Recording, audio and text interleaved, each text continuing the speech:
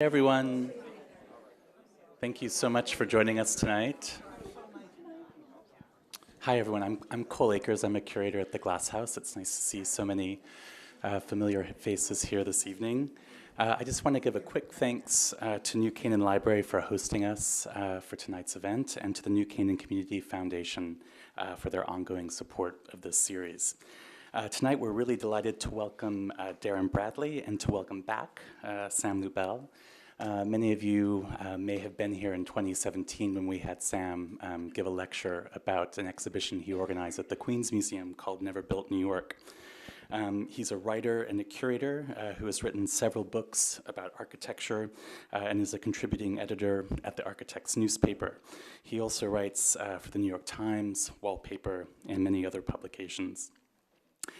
Darren is an internationally recognized architectural photographer based in San Diego, whose work has appeared in numerous books and magazines.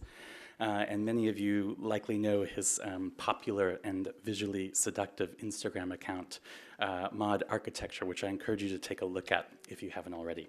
But we'll get right to it. Please join me in welcoming Sam and Darren.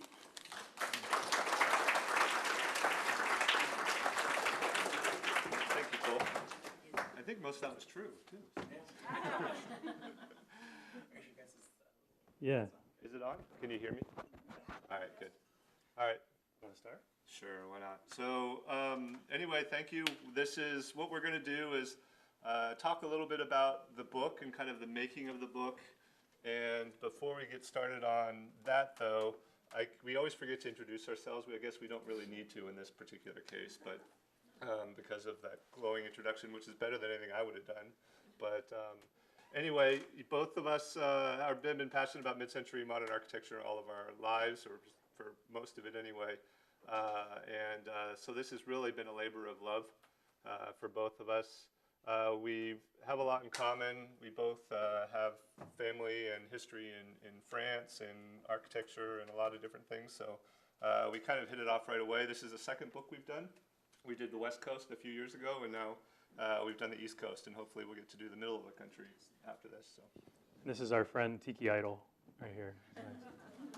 This is in Fort Lauderdale, right? It is. This is in the Maikai. Yeah, I'm a big Tiki fan, so I try to sneak it in as much as possible. We are often asked what we like or how we go about making the book and how we agree on what we like versus what we don't like. Since I have a corporate background, I did a Venn diagram, as anybody would. And so to explain, most of the time we agree, but we do argue about some stuff. So you can see, like most mid-century stuff, we're pretty much on board, and it was really easy to come up with a list where we agreed on everything. If you did differentiate, though, Sam tended to trend towards like the boring stuff. No, not trend. That's the exception, but yeah. Okay, but as long as it had like a famous architect attached to it, even if it was just like just a simple brick building, he'd be like, "Oh, we have to put that in." And I was like, "We can only have so much I and pay in the guide." So, did I say that out loud? That's true.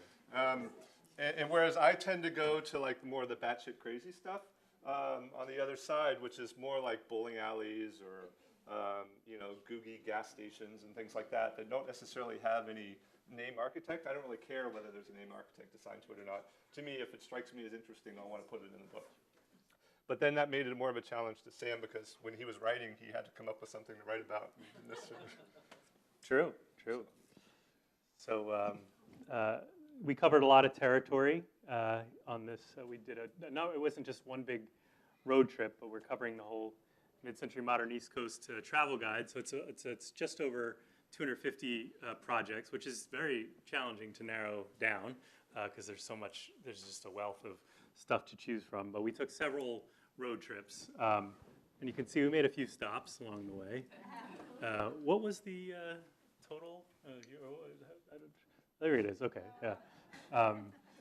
So yeah, I mean, Biden was asking us how much time we would need, and we'd already done the West Coast book, and we thought, well, the West Coast and the East Coast are pretty much the same, so it only took like 2 or 3 weeks to do the whole trip on the West Coast, and there was we hit like 5 or 6 cities, so the East Coast will probably need about the same. I actually have a geography degree, but I'm still an idiot, apparently, because we didn't realize that the East Coast is actually almost twice as long as the West Coast as it is, and then we made it even longer by not necessarily going in a straight line. Yeah, a lot of circles. Yeah, so. Especially around here, actually. Yeah, that's some misadventures and things. So there, I was just, there were a few things. Somebody was that asking happened. about some of the stories we had. We did run into a few issues. It wasn't, because wasn't all smooth, let's put it that way. And I won't go through. I don't remember all of them. this. I think that was you by yourself. I was me by myself, that one. Yeah. Was it a wolf? So, but there were a few things. The one notable thing that happened in this town was driving off the road in an ice storm. I don't remember when it was, like a February or March. And I thought that was ironic since the movie Ice Storm was actually here too. Oh, right. But that was the day I visited the DeSilver House, and I know the owner is here for the DeSilver House. But anyway, that was fun. I don't remember the sharks with the lasers. You were asleep, I think. Oh, okay. That's too bad. Yeah, sorry. I do have visual proof later in the presentation of some of the things in here. So because of all of the craziness, we kind of decided to present this as sort of a buddy film in some ways. And yes, I did Photoshop a little bit in there. Most photos aren't Photoshopped though, trust me. That's Photoshop? So we organized it by chapter, and the book is really organized by region for the most part. We started kind of at the north, and we went all the way to the south. And we don't necessarily, I wouldn't call these like official census regional things. We just kind of grouped it out. We thought it was natural. So others may disagree. You want to talk about this? Yeah, happy to talk about this. So we were just talking about this earlier, some of our favorites. And sort of what we looked at in this book was a combination of projects by, as you were mentioning, some big name architects, some famed projects, but a lot of them we've never gotten around to seeing, and nobody can see all of these things, although we finally had the chance to do it. Yes. Finally had the chance to see all these mid-century, modern, mid-century. I don't think I need to tell you this, but generally for us, the dates that we looked at were kind of late 30s to kind of early 70s, more or less. One of the most famous practitioners of mid-century modern architecture. I don't have to tell you about Louis Kahn. I don't think, but Louis Kahn worked on the Exeter Library. So we were up in Exeter, and there's so many surprises in this book, but this is really tops them. I mean, Louis Kahn, just his work. It's about people like Darren do an amazing job of capturing architecture in pictures and Instagram, and you just see this barrage of shots. But Louis Kahn, when you go to his work, it reminds you that seeing stuff in pictures does not capture architecture, and his stuff is all about how it feels inside. It's all about scale, which is something you can't really recreate, and it's all about feeling, material, and light coming in, and it's just no place really recreates it quite like this. But the outside of the project, this is, again, an Exeter famous boarding school, and from the outside, it sort of fits in with the Georgian kind of brick campus in a way, and it's sort of modest. There's some little hints, like the windows are kind of dragged away at the corners, and there's some openings here. But for the most part, it sort of looks like another building on campus, and it's all part of the surprise. And he does this pretty well. And then when you walk in, yeah, so it's sort of a transformation, obviously. And you walk in these stairs here, and you go in through a little tiny doorway, like yeah, and then you walk in, and your jaw drops, and you sort of fall over. And then they pick you up like an hour later. But we planned to be at this spot for about 15, 20 minutes because we were on a really tight schedule, and we wound up being here for like 2-3 hours, and we could have spent the whole day for sure at this spot. And that's really what it's all about. What we're writing about, what mid-century modern, this travel guide is about. It's not just about being familiar. It's not a guide to architecture just to know architecture. It's about visiting these places. That's the whole goal, is to get people out to go see these things. And we couldn't think of a better example than this, because I've seen this a million times, but it did not capture even remotely what it was like to be inside this building. And that's what architecture is. It's a spatial experience. It moves you emotionally. It just changes, in this case, changes what you think architecture is capable of, which is just incredible. But the way that he uses the exposed concrete to sort of create this sort of cavernous space, the way the light comes in and kind of baffled in through the top, the way these kind of giant donut holes just kind of frame the books and help protect them. He's even got like little fireplaces in the corners and stuff, like every little detail. And it's just, it's an experience. It's not a building, it's an experience. And also the experience of visiting the area and finding surprises. This is what you'll see across this book is the road trip it's a road trip. It's an experience of visiting places you probably would never get around to going to if you didn't have these projects, but it's also visiting these projects and soaking them up and just having like an experience that you could never recreate in pictures or on the internet or anything like that. Another example. I just gave away the really cool. Okay, anyway, Darren, you can weigh in too, but I don't know if you've probably heard of the Gropius house, Walter Gropius. Kind of a big deal in modernism. Founder of the Bauhaus, little things like that. And then when he came to the United States after World War II and was head of the GSD at Harvard, he was able to set up his home in Lincoln, Mass, which we didn't realize, but driving around, it's just around the corner from Walden Pond, which, again, this is like the travel thing. You don't know these things. So he's got to go to Walden Pond and check that out. But he's just in this sort of idyllic area outside of Boston, this beautiful area. And essentially kind of changed my vision in some respects, about Gropius's approach to architecture and about modernism in general. Really, this is very early. You can see sort of the streamlined windows and even some details like the glass block and this canopy that's almost like Art Deco, Art Moderne thing going on. But he's sort of merging modernism with sort of the palette that you see a lot here of the white. Usually that's brick. This is plaster and the black trim. And so he's kind of merging the black trim here. And he's merging modern and vernacular, local vernacular.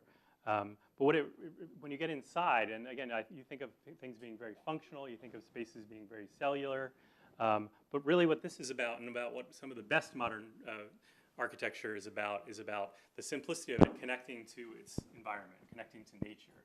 We don't have to tell you about the glass house being a pretty good example of that, but this is, I guess I gave this away before, but everything that he built here is designed to communicate with the exterior and communicate with the amazing exterior so you're kind of in this theatrical progression of spaces, but everything he designed the outside. I think the first elements of it are very specifically designed, and then it gets more kind of wild and savage outside. The entryway is intentionally very closed up, and then and then you're completely everywhere you go. You're surrounded by the outside. You're surrounded by it upstairs. There's a sitting porch outside. There's obviously this enclosed porch here. And it's really an extraordinary, I think, combination of vernacular and modern, but also a combination of inside and outside, and sort of just being completely enveloped in your surroundings. Darren, you're so far away over there.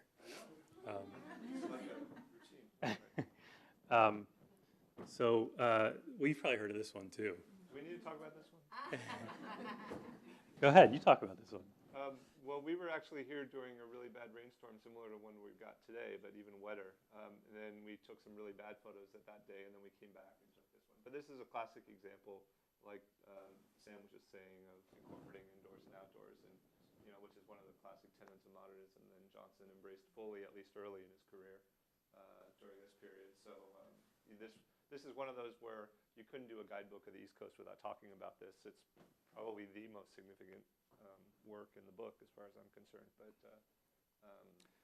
it was a bit of a pilgrimage for both of us to come here and see it finally, because it was one of those things on our list that it was always like, oh, we got to go see it someday, and we never did. But the book gave us a convenient excuse to actually do it. Yeah, and you learn so much about. First of all, you learn this connection to the outdoors. Philip Johnson brings us to the logical extreme, which is it's all glass, and there's no paintings, there's no art on the walls. The paintings, as he said, that's the wall. The landscape is the wallpaper. I'm sure you've heard. Most expensive wallpaper in the world. Yeah, and using new technologies to make that happen, and then the landscape. Again, you hear about the area around the glass house, but you don't realize how gorgeous the scenery is, or the way they designed it around every every square inch is sort of designed to capture that. And then I vaguely knew that there was some other architecture around there, but not realizing that the other things he's built around there's some unbelievably fascinating, beautiful things like the sculpture gallery that was recently renovated, and the art gallery, and you spend a whole day, and it's a pilgrimage in so many ways. And people don't know this. People just know the glass house vaguely. But once you get there, it's just exceptional. I don't think we need to tell you anything else about the glass house. Well, you could talk about how New Canaan, we knew, again, how extensive the collection of architecture is in New Canaan. You hear about it, but you don't know until you get here just how ridiculously extensive it is. And we couldn't even begin to capture all the houses and all the architecture in this town. And the story behind the Harvard Five and the way this all developed is similar to a lot of kind of the way modernist architecture should have developed all across this region. Is like you have this story behind it. It's not just, it just didn't happen out of nowhere. You have, obviously here's the Harvard Five, and they settle there, and then in a very short order it becomes like one of the premier locations for modernist architecture, even though driving around people don't really realize that. But this is another home that you probably are familiar with, being in New Canaan, that he designed for Wiley, Mr. Wiley, that he did several projects for. Sort of the glass house turned on another side. It's a lot taller, brings in even more of the elements. You sort of is in almost like a tree house because you're raised up, and it creates the cantilever, and the way it's sited creates a little garden outside. So he's sort of riffing on the glass house, but just the extent of what we found here in New Canaan from every great modernist architecture almost in the world just blew us away. And there's towns like that all over the place, but New Canaan still probably, as far as density, yeah, I don't think there's really anything more than that. But we don't need to tell you about your own town anymore. But another town that we did not know was a great hotbed of modernist architecture, at least per capita, is Manchester, New Hampshire. I bet you didn't realize that. But this is the Cleal House, by Frank Lloyd Wright.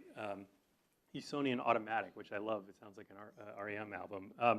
But it's sort of his version, East Coast, another version of textile block that he was famous for doing on the West Coast. But there's two Frank Lloyd Wright houses. There's also the Zimmerman House on the same street in Manchester, New Hampshire. Both of them just absolutely extraordinary houses. And then just down the street from there is this incredible church, St. George's Greek Orthodox Church. And if you know anything about Greek Orthodox architecture, it's not subtle. And this is bringing that to the modernist vernacular. And these amazing bubbles. I call this also the Stay Puffed Marshmallow Church, but there's other. But just the exuberance is just fantastic, and bringing that to a modernist language, bringing this into modern vernacular, is really a lot. It's fun and it's beautiful. And then when you go inside, just the spectacular. That's the thing about these, is so many of these places, whether it's the churches or the libraries or anything else, are really designed to have like sort of progression. And most of the time, they're rather understated, although that's hardly an example of understatement. Yeah, outside not of that. This one. And it's like a light show or something inside. So that's why we're talking about experience. And we encourage people to actually stop and take a peek in some of these places if you can. Like a church, they're usually open, even if no one's there. And you can walk right in. And there's always surprises in these modernist structures, which is one of the great things. A lot of times they're very understated and muted to the street, but then you go around the corner and it's a wonder. The priest who gave us the tour of this one, after he got through yelling at me for taking pictures without asking him first, but he turned out You had to to be ask for very the nice. inside, though. I had to ask for the inside, yeah, but he yelled at me before that. Yeah. But anyway, we won't talk about that. But anyway, he was so convinced that this was so crazy from him. He said, this is not at all Manchester. So he was so convinced that the architect of this place, who's Chris Cantieris, I think this was he said, the architect was some crazy guy from California. And they designed it because for somebody from Manchester, crazy and California, I guess, are synonymous. So he said, yeah, it was designed for Southern California.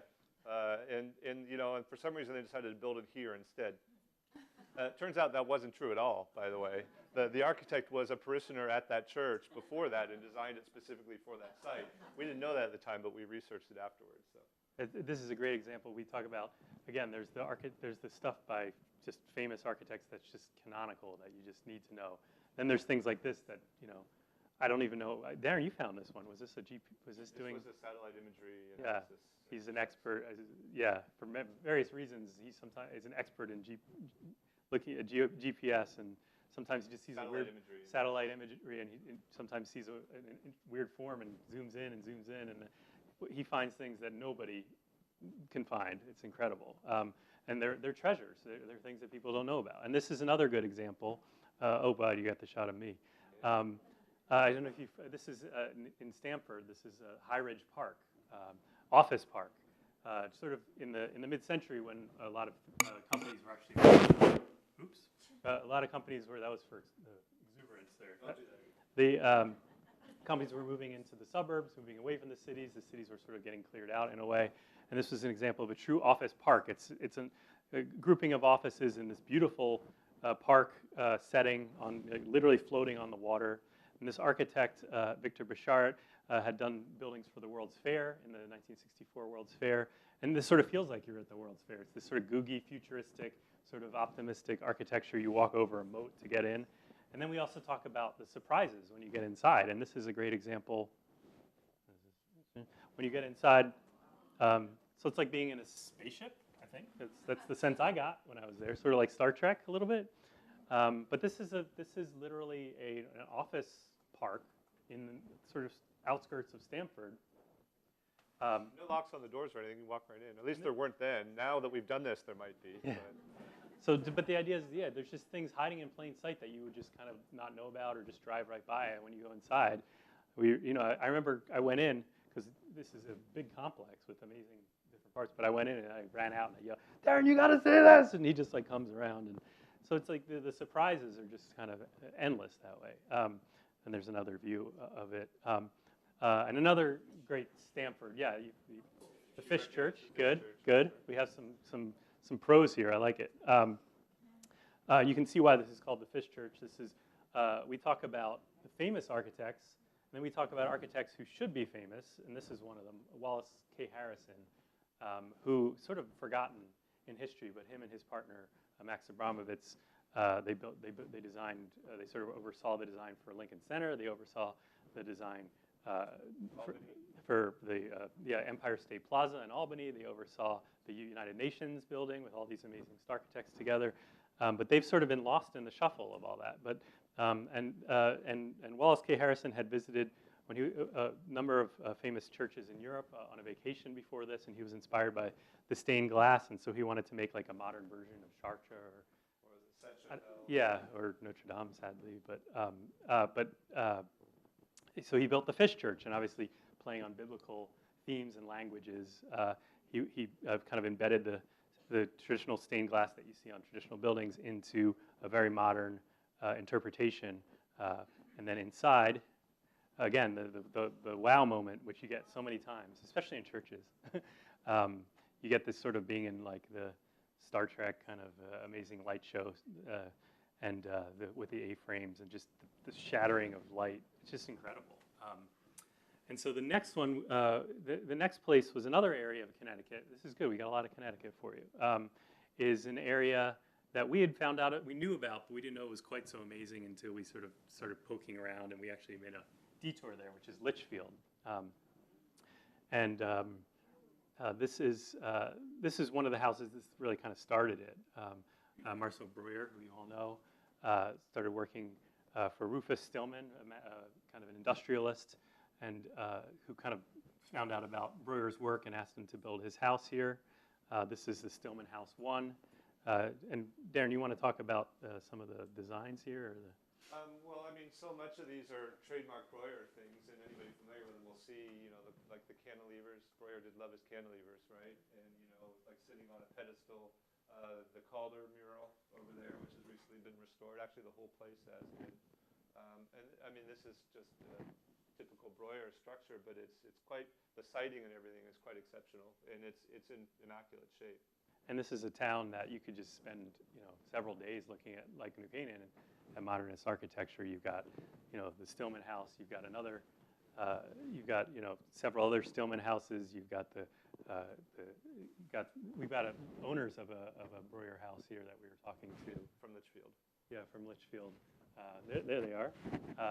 And you've got Breuer High School. You've got a John Johansson Middle School. You've got a Elliott Noyes Library. You've got Breuer, Montessori School. You've got, it just goes on and on and on. And that's how these things happen. It's like almost like dominoes. People get wind of this, and this is sort of how the modernist movement, especially in the United States, really sort of took hold. And you can see why with this kind of a building. And this was incredibly radical at its time in a place like Litchfield, which is, if you've been to, like New Canaan, very traditional vernacular houses.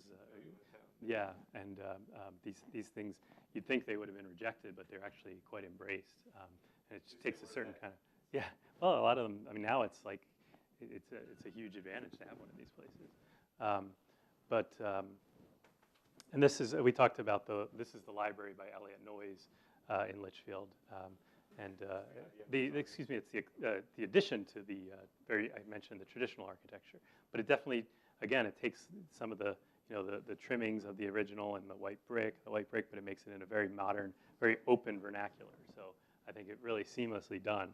Noyes is really, I think, really one of the unsung heroes of East Coast modernism. Anybody who's familiar with this building from before knows that was originally cantilevered at one point too, and they kind of filled it in, which sort of takes away from it a little bit, which is a shame.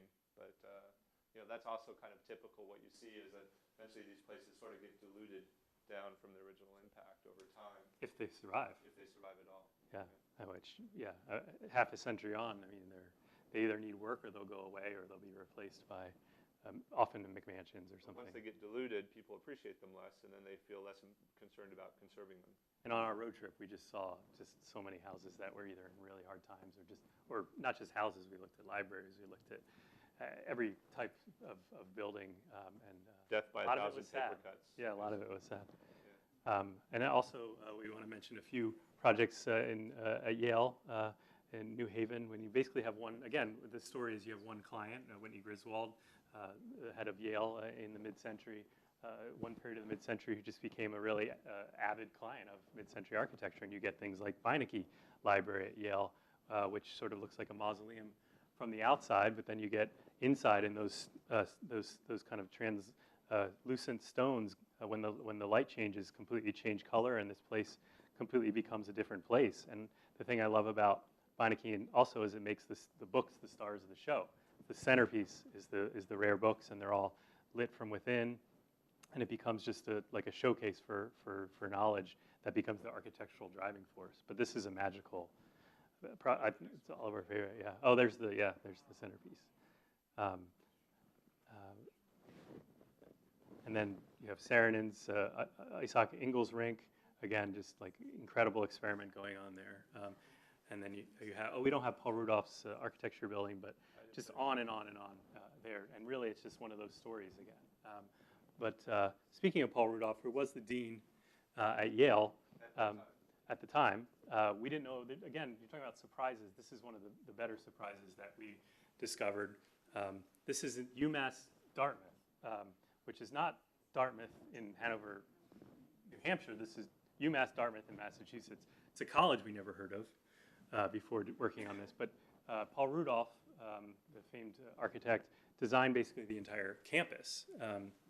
And he designed it in an incredible seamless way, so you can see the layering that he's working on, these incredible cantilevers, but the way that that's me kind of, in awe. Kind of the way that the stacks and the landscaping really just kind of, it's all of a unified piece, and these buildings go one from the next to the next, which is perfect in the winter, which is pretty rough there.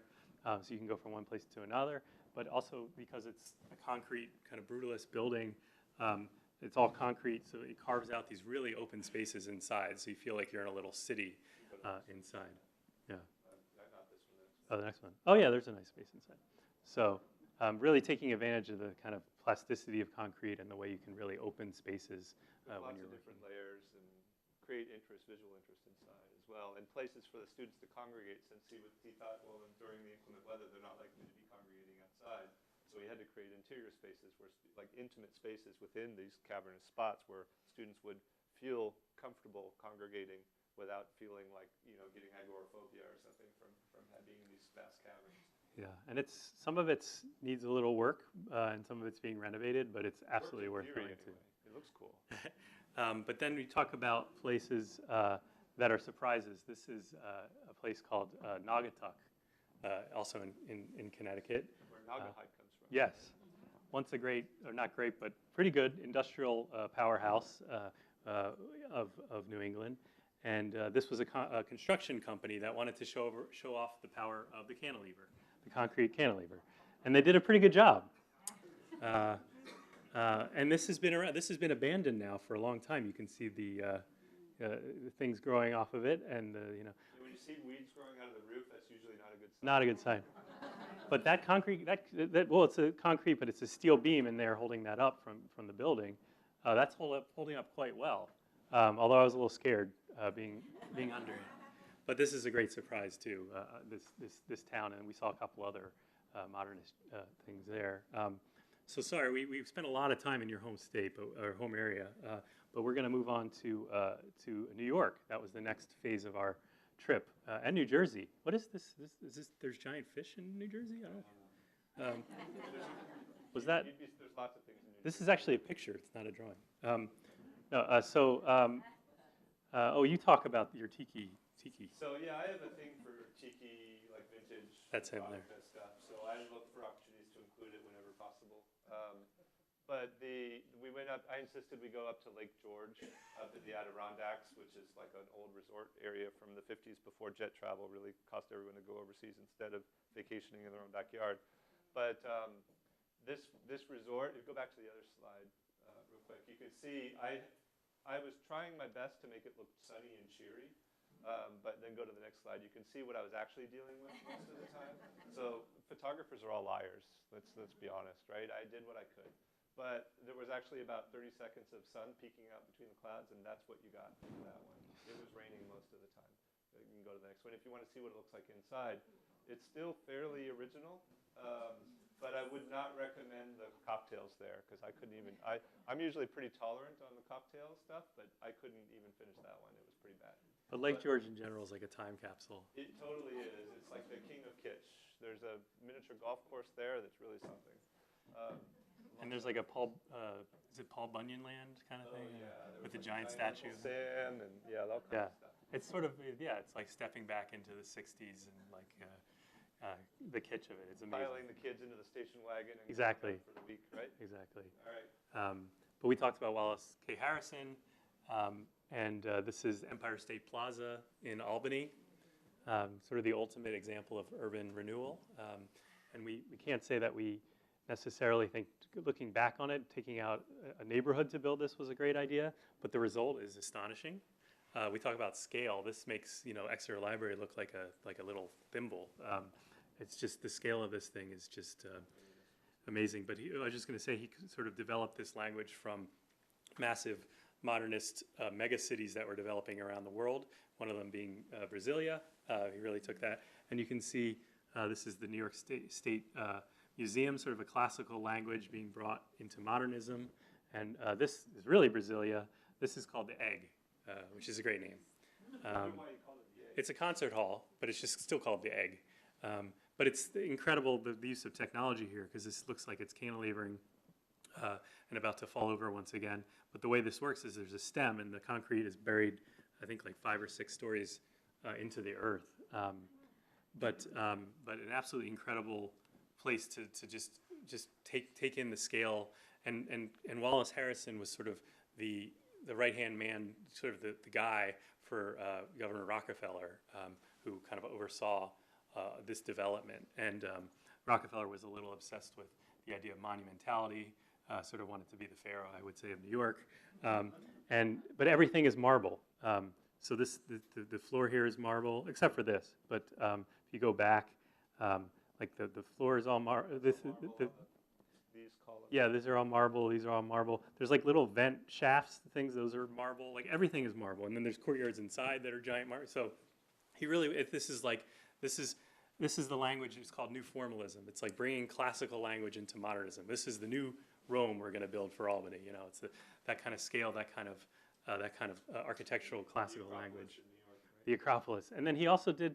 The governor then asked Edward Durrell Stone, who's sort of the king of New Formalism, bringing this kind of classical language to modernism, to do the campus for SUNY Albany, which was another fantastic surprise. Right down the road. And if you want, again, if you want to learn about like a textbook lesson in New Formalism, this idea that I'm talking about, go to SUNY Albany, an entire campus that goes on and on, these quadrants of classicalism, and every square inch is, you know, the way that the grids go is a classical motif, these like kind of classical urn lamps going on, these domes going on. It's an incredible place to visit. Everything is a golden ratio. Everything. Yeah, it's a really surreal, amazing place. You definitely feel transported. That's a water tower in the middle, by the way, that he disguised as a column. Oh yeah, yeah. And then if you want to look at it in a completely different style, then you want to go to Russell Wright's house, Manitoba. And I like to call this sort of another kind of Russell Wright's version of Falling Water, which Falling Water is 1,000,000 times more famous, but I hate to say, but I enjoyed being at Manitoba just as much as going to Falling Water, partially because it's not as overrun with tourists. But what Russell Wright did here is he created this, I don't know if you know Russell Wright, but he was an incredibly famous industrial designer, also sort of set like the tone for how manners were gonna, like how people were gonna live at the time. And he sort of set the tone for this entire place. So this was built on a rock quarry. This didn't exist. This was just empty rock quarry. He designed, we went on the tour here, he was a designer. He designed sets, he designed furniture, and every inch of this area is designed. So when you walk up, you don't just go straight to the house. He designed this progression of spaces through this canopy of trees, which he did design.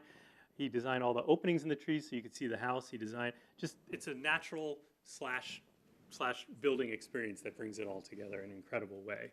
And he puts a waterfall in that kind of rerouted a stream to do that. So it's a man-made thing that just feels completely natural. And these minimal glass volumes just blend in completely with the earth. He even has a very early on green roof, which was early for the time. And then inside, the giant masses of glass, just again, you just feel, you don't know if you're inside or outside. And the giant beam is actually a tree, the central beam in that room. So, and then there's just details everywhere in this house that just completely, you know, from like leaves that are wedged between glass to like, you know, it's just, you can't tell where natural and not natural end. And the thing that's amazing about that to me is that, again, people think of modernism as being cold, as being industrial and sterile, and there's so many examples of just the opposite. There's just such a wide range when you think of what is mid-century modern. There's so many different types of it. There's the brutalism we saw, there's the organic modernism, there's the new formalism, classical modernism. It just goes on. Googie, space age. The conception of what you think of mid-century modern is it's just so much wider than we even knew before we went on this trip. One detail to point out is, you notice the flagstone, go back one, the flagstone, rough flagstone there, which continues from inside to out. And those are just standard Eames shell chairs there. But because of the rough flagstone is uneven, the bases had 4 legs originally, but they were constantly rocking and they wouldn't work. Yeah. So he replaced those with tripods so that it would work on the rough surface. Yeah. I think he was OCD. He had an incredible amount of attention to detail. Yeah, it was he was a maniac. Incredible. I think any good architect. Yeah. Anyway, so now we're in New York, where I live, so we all knew it. We don't need to tell you about the most famous things in New York: the Guggenheim, Seagram. We're not going to dwell on them, although if you have to visit them, but I'm sure you probably have at this point. And then, of course, there's also famed projects like we talk about Breuer a lot. Now it's the Met Breuer, was the Whitney. But what I love to point out about this building, first of all, just the nerve that he had to build this in this sort of, you know, row of townhouses at the time. The neighbors loved him, right? So. Yeah. But this is essentially, a lot of people hate brutalism, but one of the characteristics of brutalism that I love is just the fact that especially for an art museum, it's a building as a sculpture. This is a sculpture. It's not really a building, it's a sculpture. And the way that it's an inverted ziggurat and comes out, the way the windows work, it's an incredible piece of art. And plopped down next to a very historic context, making a statement about the world, about art. So it's an incredible thing. And then inside, it's been recently renovated, incredibly worth going to. Talk about attention to detail. Yeah, just incredible. You added this. Let's talk about Paul Rudolph's Towers. Oh yeah, well this was actually not in the book, but only because I was almost mugged here. So I don't know if I included that in my list of adventures, but I was taking a picture of this, and we were talking about this is Paul Rudolph again. These are in the Bronx, and I had to walk up pry open a staircase fence and walk up through dead rats eaten by other rats and stuff. It was really wonderful. But then I was there kind of freaking out a little bit because I didn't see anyone else around me, and I was lining up to take the picture, and all of a sudden I heard this voice right in my ear behind me saying, what do you think you're doing? And I was jumped out of my skin and turned around. The guy was threatening me, and then it turned out he was a security guard. He was just messing with me. But he when I told him what I was doing, he said, I don't know if I'd encourage people to come out here just to see this building. So it turns out we decided not to because of that experience. But even then, honestly, this is how we choose buildings. Nothing happened to me. I didn't get killed. So, but anyway, these are fantastic. I kind of like these. Inside, they're quite conventional, unfortunately. Those curves that you see on the outside aren't reproduced in the apartments. But it's fascinating. Again, more of the classic example of brutalism like sculpture. And it's a great example of in New York and in any place, any major city, that the standards, but this is not on the list. And nor is this project here by Royer. This is Bronx Community College, and he designed a very good portion of this. And this was initially a Beaux-Arts campus that was the uptown campus of NYU. McKinley and White, yeah, some fantastic buildings. And then in the mid-century, late in the 60s, early 70s, the campus wanted to become quite a modern campus, and they asked Royer to master plan a number of new buildings. Yeah, they were still NYU. Eventually, NYU was about to go bankrupt, and they sold the campus to the city, and it became Bronx Community College later on. But this is a Royer campus initially meant for NYU. You notice what he did here. This is just another example of building a sculpture where he's created these patterns in just this blank wall, otherwise blank wall. There were no windows there. He didn't need windows because the windows, all of it's facing on the other side. But rather than just leaving it as a blank wall, he created this pattern which would create shadows and light in different ways, and it would change these patterns throughout the day. As the sun moved across it, it would become very different. Yeah, Royer loved his tricks with the windows, and he loved scale, as you can see as well. And then this campus. Same campus. Yeah, but this building's not in as good shape, unfortunately. But yeah, unfortunately, it's a community college, and they don't really have the budget to keep these buildings up. So still, it's incredible to wander around, but you have to make a reservation or get on a tour first. Yeah, there's a lot of security, so just to know. Then if you're going to New York, a lot of people don't know about buildings like this one. Ledner is the architect from New Orleans, and he worked on this is now Lenox Hill Hospital in Greenwich Village. Also sort of has that classical new formalism language. And it's sort of like teeth. They call it the overbite building. And you can see why. He intended to make it like a ship because it was the Maritime Union. Right. It was and he did a lot of stuff for the Maritime Union. The Maritime Hotel was originally a union building that he designed for them. And very nautical, obviously, language, not just but you can see sort of the smokestack up ahead and the language here. So it sort of definitely has that language. But surprises all over New York. This is an amazing church that the Greater Refuge Temple in Harlem. I love the amazing colors, and inside it just opens up. It's like a gigantic kind of. This is a great example of the sort of optimism that's expressed through architecture at the time in this post-war period that you just don't see. There's almost a cynicism today of trying to do almost like the sort of pseudo-historical architecture now and making sure everything blends in. Whereas at the time, they didn't really care about trying to blend in, obviously. This looks like something that belongs more in Palm Springs than in Harlem. And sometimes that worked, and sometimes it didn't. but that optimism was real. I mean, I think there was a time when the future looked, sort of limitless, and that sort of is very reflected in that time. I think you could say that as Darren was saying, that there's some great architecture, but there's not as that same feeling of idealism that was going on here. And another great sacred space, the church in Harlem. This is a synagogue, rather, in Tribeca, the Tribeca Synagogue, and just walking in and being enveloped. Talk about scale. The way that this bulges out at you, it just like kind of takes your breath away. Just a simple move like that, and you sort of On the light is another. yeah, and the light bouncing around in there. So Very simple, nothing much to it, but just using the shapes and forms to create a statement. and then we talked about Wallace Harrison again, of course Lincoln Center, taking that classical language again and making it modern for the Met. This is something that is very different than that. Yes. You want to talk about now we're on Long Island. Yeah. So this was a pharmaceutical company. Endo. Endo Pharmaceuticals. The owner of the pharmaceutical company was a big fan of Rudolph and wanted to project an image.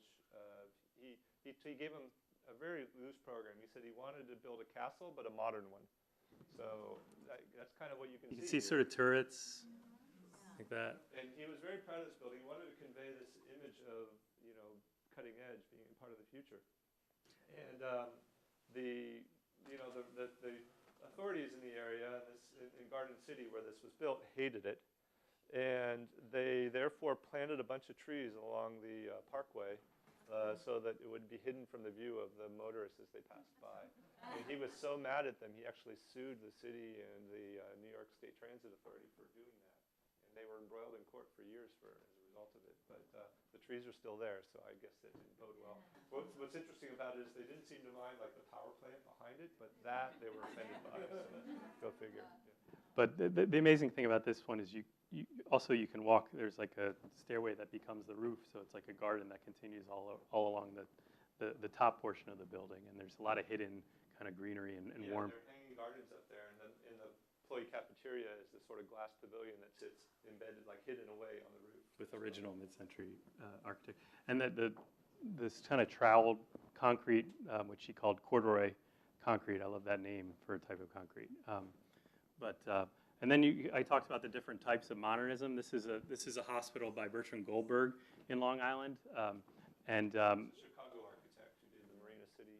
Yeah, and I don't know if you've heard of metabolism, but that's another type of modernism that's sort of based on biological and sort of natural forms.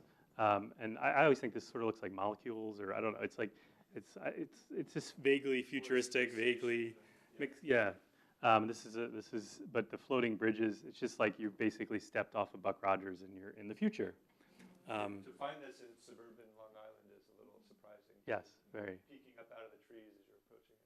And then when you get into the Hamptons, and this is sort of at the edge of the Hamptons, there are very few houses like this. As we know, the Hamptons at one point were very progressive and kind of artistic colony for people to go. And a lot of smaller modernist houses were built, and almost all of them are now torn down and been replaced by gigantic houses, and most of them are classical, but this is one of the few remaining ones. Andrew Geller did this, and he was known for doing these bold geometric shapes and making them work. And inside of this looks like a boat. The bumps sort of come up like a hull of a ship, and the stairs kind of go up the side of it as well in zigzag. And then if you go to Fire Island, this was a fun trip, by the way. Yeah, this is a surprise. A lot of impromptu parties. This is a surprise. Yeah. We didn't know we actually went to Fire Island on the biggest party night or something of the... Well, it was the night after the biggest party because everyone was hungover. Yeah, that's true. And most of them weren't even dressed or anything. They'd answer the door. They were all just, and it was a little odd. But what we did is we just assumed we'd be able to walk around and take photos of the buildings. What we didn't understand is that they're very private there, so most of them have walls around them, and there's just these walkways. There's no cars or anything there in the Pines area. And we weren't getting anywhere because we couldn't really get any decent shots or anything. So finally we said, well, we're just going to have to knock on some doors. So Sam drew the short straw, and he was the first one to knock on a door. And this was the house that he knocked on. And the owner, hung over in a bathrobe, came to the gate and let him in, and then let me in too. And he said, just give us an impromptu tour, and walked around, and his friends were all hanging out. They all had to hurry up and put clothes on, and it was It was a little odd, but we got offered a lot of like mojitos and stuff when we were there. It was like the hangover cure. So everyone was super friendly. And once we got into one place, they all said, "Oh, you got to go see this other house." And they would tell us like, just knock on their door and tell them we sent you. And so we just sort of changed. But so we did another. There's another one. This is the interior, by the way. Do you have another one of the? Yeah. So we'll get there. What I love about this is that I love a good conversation pit. Those are underrated as far as I'm concerned. And this house had not one but two. And this was by like the godfather of Fire Island modernism. Blanking on his name now. Gifford. Oh, it was Horace Gifford. Yeah. And the idea of bringing Fire Island, because you had a few just incredible architects, the idea of bringing modernism to sort of the beach, modernism to sort of traditional beach architecture. So the same materials, but in a completely different language, and so open, obviously, unlike traditional kind of houses that you see on the beach, just completely open, and then open with the glass, but then these sliders just opens. You can't really tell the inside and outside, just completely blur. But there's also the organic modernism of the time, sort of like a hobbit house, I guess. We discovered while we were there. We didn't know about this one before, but just the Let's see the inside shot as well. yeah, it's a very different language, but kind of arts and very crafty. This was built by an architect that we had never heard of, but the owner gave us information. We called him. He now lives in Seattle. He had built a number of these. He basically built this house with some students, and he built it like himself by hand. And What's his name? oh, I knew you were gonna ask that. It's in the book. I think it's in the book. Yeah, that's right. You got to leave him wanting more. I don't remember his name, unfortunately. What was funny is this is another example of where we knocked on the door and they were just hungover and they gave us cocktails and they started making us breakfast. If you go to the next one, you can see Sam took an impromptu shot. You notice the guy put on underwear for us at least before he started cooking. It's Fire Island. I hadn't really been, so there you go. Well, we don't have the picture. We went to the A-frame house, and they let us swim in their pool. My girlfriend was swimming in the pool on a raft. I didn't include that shot, but yes. Yeah. So I have got a picture of Sam's girlfriend. My wife now. Swimming in the pool. Yeah. So it was culture. It was just a cultural experience, and again, an example of the things you don't expect to find, and places you may never have gone. People. And it's a travel. It really is about the travel. So now, New Jersey, a little bit more tame. Holmdel, New Jersey, home of Bell Labs, Aero Saarinen. One of the most fantastic corporate complexes that exist. Really, the technology of mirrored glass was really coming to its own, and they call it the biggest mirror in the world. And you can't really tell where the sky starts and the glass begins, even though it's floating on these sort of concrete grid. It's fairly common now to see mirrored glass, but at the time, this was a very innovative thing Yeah. we've never seen before. And it's also, we talk about these office parks where people were moving out of the cities. So this is an incredible park. There's a lake outside. There's an incredible series of natural features. So it's really, they were building campuses that were, absolutely stunning. And inside, this is just one of the many atria. He actually connected several buildings by these really, really long glass atria. Just the wow factor of just walking in alone. Again, it's about scale. It's about light. It's about repetition. And this was but it's also a very important lab. Bell Labs, there's a campus of buildings all over the area, but this is where several Nobel Prize winners worked and had made discoveries. So this is not just a pretty office building, and it still exists, but now it's been opened as a kind of co-working space. It's called Bell Works, and there's different smaller kind of companies, a lot of them related to tech. So luckily, you can still just walk in and visit whenever you want. And they really did a great job renovating it. And then across the Garden State Parkway is another Edward Durrell Stone. We mentioned him, New Formalism. So it's sort of this classical language brought to a flying saucer but this is the Garden State Art Center. You bring all these people out into the suburbs. PNC and you have Art to Center. entertain them. So, this is a classic example of where they were really just building an entire civilization in the middle of nowhere. But New Jersey is full of these amazing surprises. You go to these amazing bank tellers. A lot of them are endangered, but a lot of them are still around. And again, we have probably too much here, but it really is the tip of the iceberg. It's just ridiculous how much there is. And there's places again, that were in the mid-century, just hotbeds. And then they were important cities in their own rights because they were heads of manufacturing, places that now are still important, but they were even more important. A good example of that is Pittsburgh. Obviously, the steel and manufacturing there was just humming along, a lot of money, a lot of technology. So a lot of the greatest architectural technology, a lot of the greatest advances in technology actually happened in Pittsburgh. This is the IBM Building, and one of the first buildings where the entire outside, the entire frame is supporting the entire building with a steel canopy here. And so this one of many examples using steel in Pittsburgh to make innovative new building types, and we have countless other examples in Pittsburgh. We talked about Elliot Noyes earlier, and he was the design head for IBM and an architect in his own right. And as you know, he lived here in town and had a house here. But he was really responsible for branding IBM, Big Blue at the time, as at the cutting edge of so many things. And he used architecture and design in that same way. So a lot of times, even if I don't know anything about a city, I'll look up whatever the IBM building was in the mid-century time in that city, and it's usually a good place to start, that and college campuses, as far as looking for innovative, interesting, modernist architecture in that city. Yeah, so Pittsburgh was a big surprise. There's one thing at Pittsburgh that wasn't a surprise at all, where it's outside of Pittsburgh in Bear Run. Another right. Yeah, this is another, what do you, I think the one thing I can say that I appreciated from going, most people know that this is, amazingly built on a waterfall for Edgar Kaufman, department store mogul. But just the way that this is kind of epitomizes Wright's whole approach of organic architecture, which you can actually see near here. Have you heard of Pleasantville in West? Yeah, so a lot of you have. The Usonia colony there is one of the least known, I find, but best examples of just the total, there it is again, the total Wright experience. But here you have just the combination of stone as the base and then the cantilevered concrete.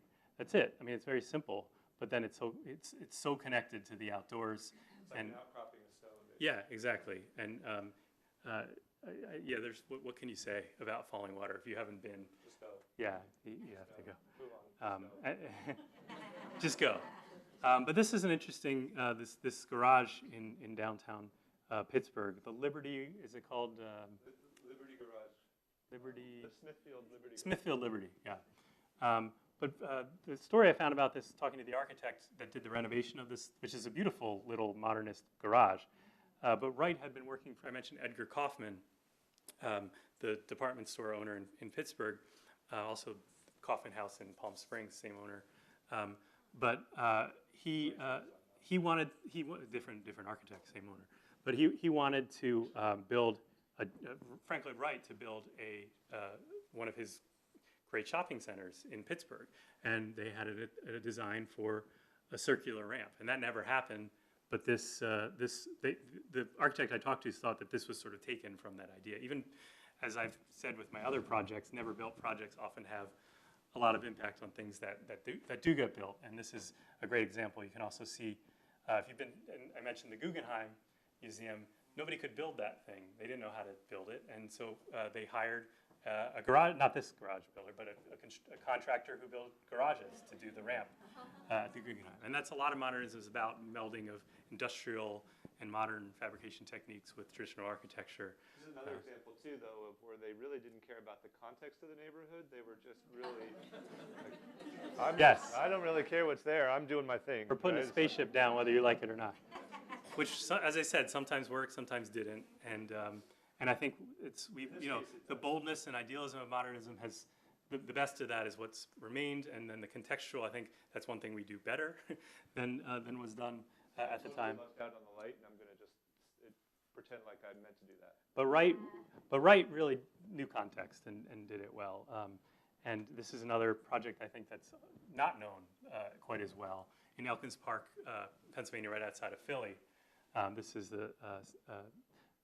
basically designed to look like Mount Sinai, this temple, Elkins Park, Beth Shalom temple. And then you can see that sort of, it looks like a mountain, and it looks like completely solid, like stone. But this is actually translucent plastic, which again, he was a combination, frankly, Wright, of like looking to the past and being timeless and being incredibly futuristic. So this looks timeless, but it's actually, this is a plastic kind of translucent material. So inside, yeah, I know, the inside just glows, completely glows. And that's the effect that he was going for.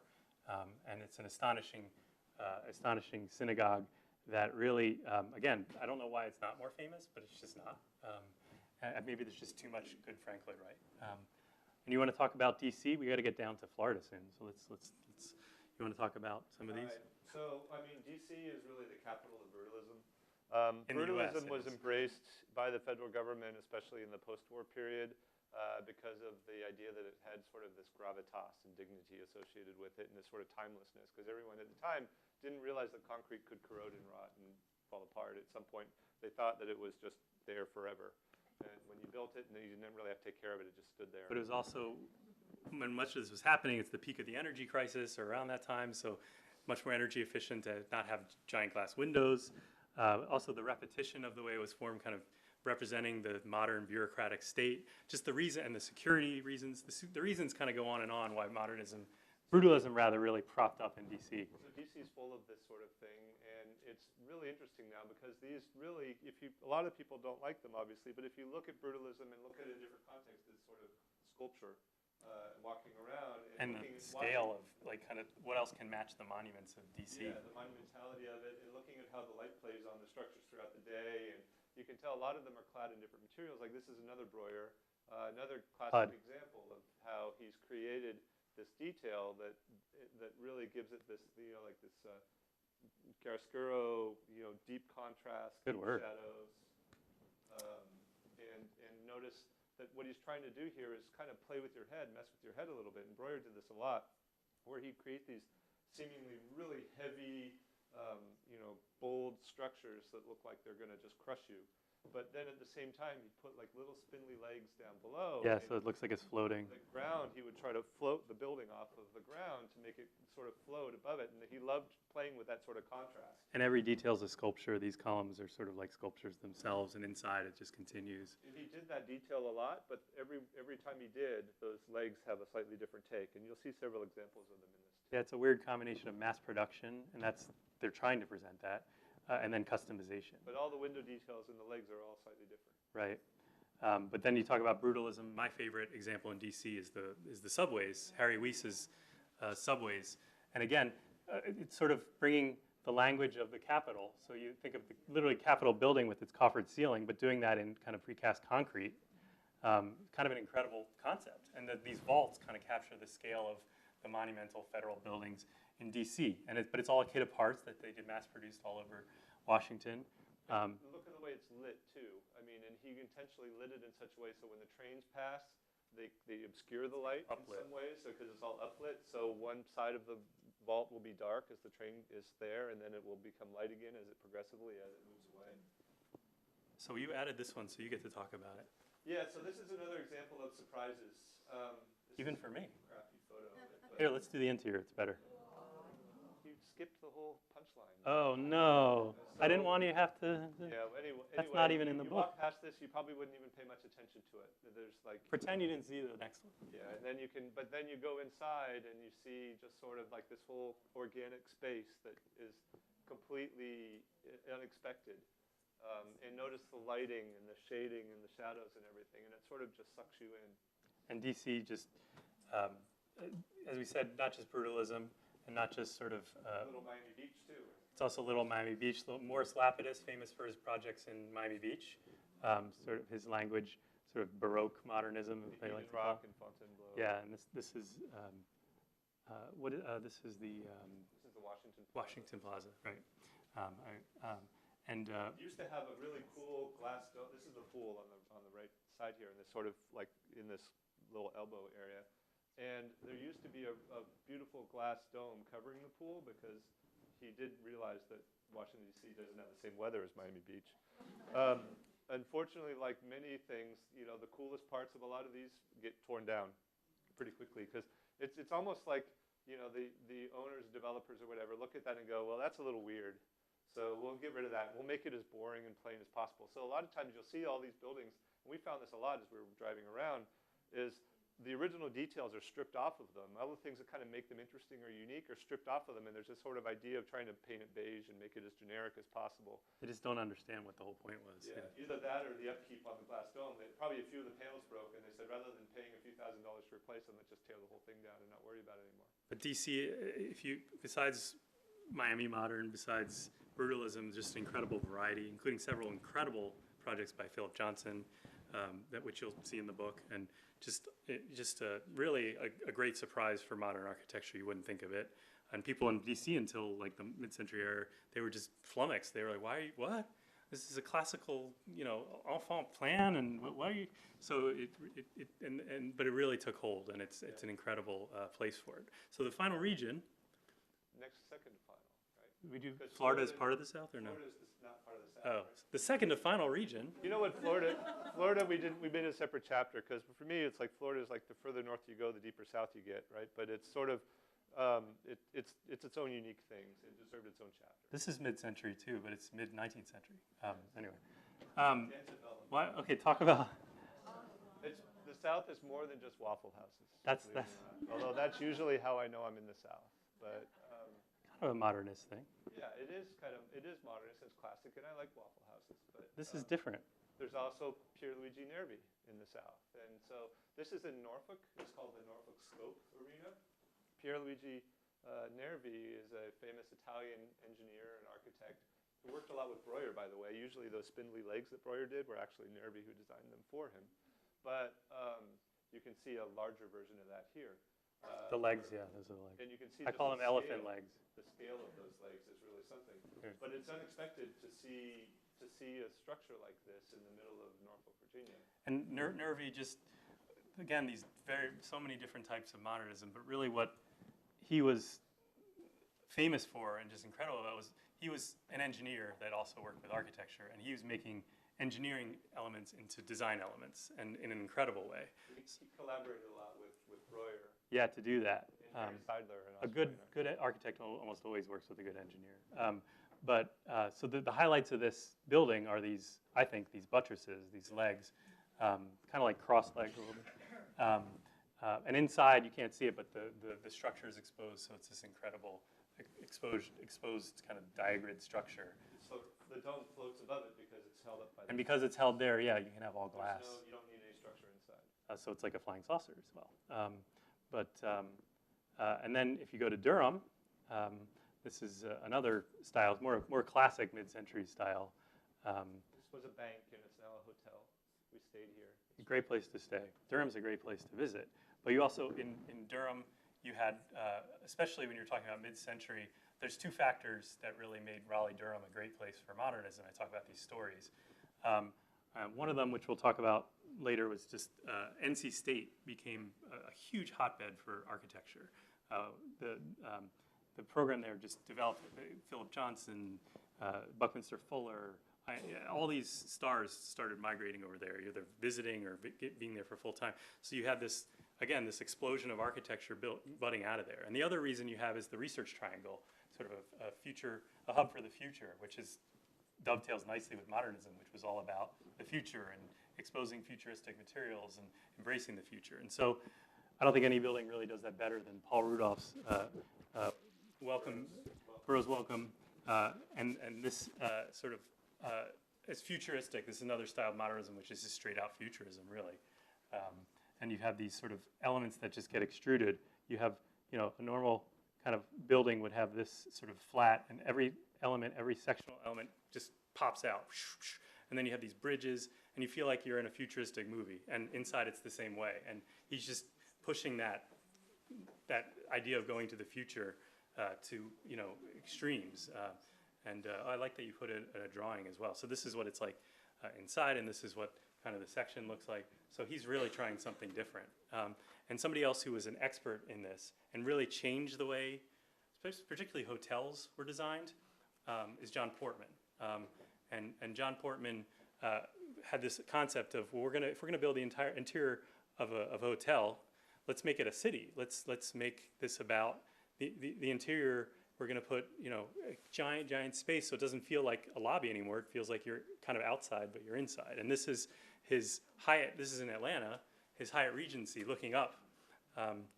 And just the play of the balconies, the play of the light, the play of the sculpture, these elevators. You've probably seen A. Portman.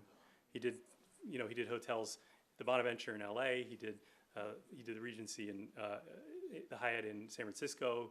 He's done stuff all over. He did the Marriott Marquis in New York. But he just rethought what a hotel can be and what that kind of space can be. I think we're already over our time. Oh, we are? Oh, okay. One last highlight? Yeah, sure. Let's go to Florida then. We're gonna give you some. This is some quick things. We're in Florida. Talk about Sarasota real quick. Okay. Well, so we found complete surprises, like an entire town basically designed by Gene Leedy, who's incredible at working with cantilevers and opening up spaces. And then we found an incredible surprise, an entire campus by Frank Lloyd Wright, Florida Southern. If you ever go to Florida, you must go to Florida Southern because it's got the highest concentration of Frank Lloyd Wright buildings in the world. A lot of them taking the sort of Native American motif. I talk about the past and the future, and he's trying to get like a vernacular going on. We have things like Paul Rudolph's amazing houses, the Milam House along Jacksonville Beach, but then Sarasota. We'll end with Sarasota just to let you know that of all the hotbeds in Florida, this is the biggest concentration of them. And again, this happened basically, you had a combination of a really good client, really good architects. You had Hiss was the client. I was about to say Alger, who was his brother, but it's I can't remember his first name. Phil. Oh God, my brain. Yeah. Anyway, he was from New Canaan, but anyway, he went down to Florida. He really was a patron of modern architecture. I think influenced by New Canaan, and he invested in a whole development full of modernist architecture. But he also invested in the schools and kind of getting name architects to design schools. And this is the Sarasota High School. This is a house in his development, the Umbrella House. This is the closest thing you have to Palm Springs. Yeah. The East Coast. Probably. Yeah, it goes on. And then we can talk about Miami Modern, but we're out of time. So buy the book, and you can see more.